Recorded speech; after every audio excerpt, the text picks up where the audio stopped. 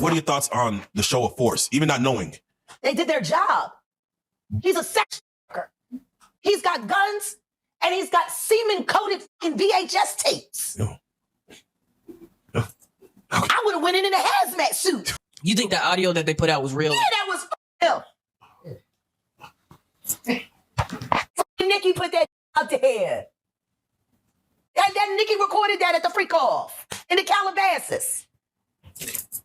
She been waiting to drop that shit with Meek. Oh, man. She just wasn't going to tell nobody it was Diddy. But now that Diddy out there, why not? So then who's the guy who's claiming he recorded it? Oh, somebody that got paid? Yeah, he said like I was standing outside the door. Somebody that got paid. Yeah. Just like it wasn't seminal fluid that Justin Bieber was wiping away from his mouth when he brought his face up from Odell Beckham's groin in a club with Trey Songz on the lookout. The images are there. Diddy-fied. Hashtag no Diddy. Hashtag no Diddy. You got your ripped open. Then you take Justin Bieber from Lily White, Canada, and take him to the Flavor, the Kitty edition. Get his ripped open.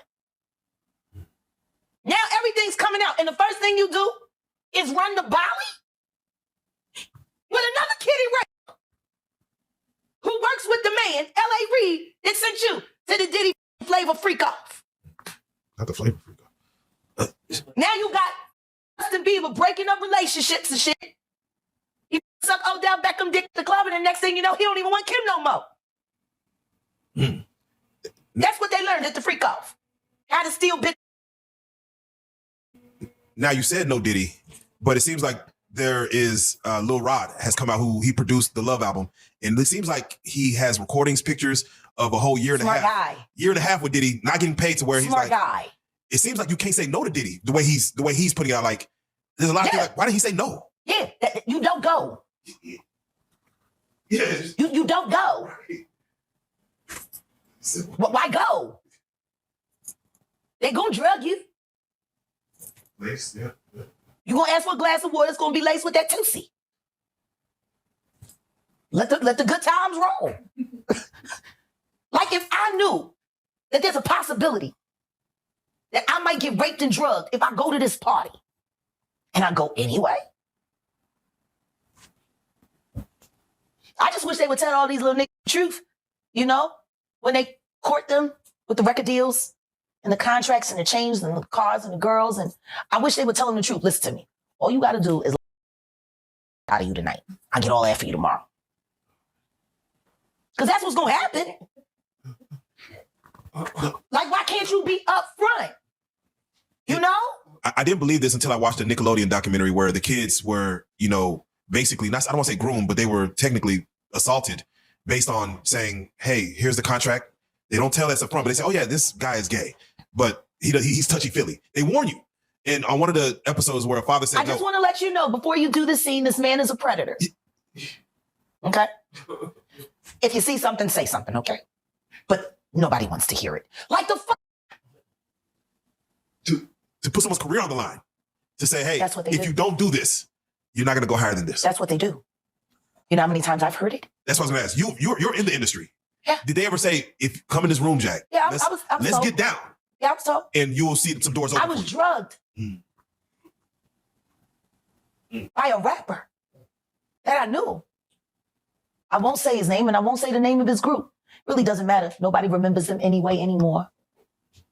Shame. They were awesome. They put him on me. He had the camera set up in the room. He drugged me. He did everything he was supposed to do. He just felt guilty about it in the morning. So he gave me the tape. And they got dropped 6 months later from their label. And nobody's ever heard of them again. Shout out to him for that. He ain't had to give me that tape. Wow. But the fact he recorded it, oh man. He had to. He had to. Oof. It was either that or lose the deal. So he did it. But he gave me the tape. Wow. And he lost his deal anyway. Is that commonplace in the industry? Absolutely. A cocktail recorded. Absolutely. Receipts. Let me tell you something. Cocaine and champagne. They used to call it the South Beach diet. Like if you ever heard anybody 15 years ago talk about the South Beach diet, cocaine and champagne. For some of the women who went through those same things, waited 50 years to talk about it. Mhm. What are your thoughts to that? To where they didn't talk about it then, but now when Why lawsuits would come they talk up, about it then?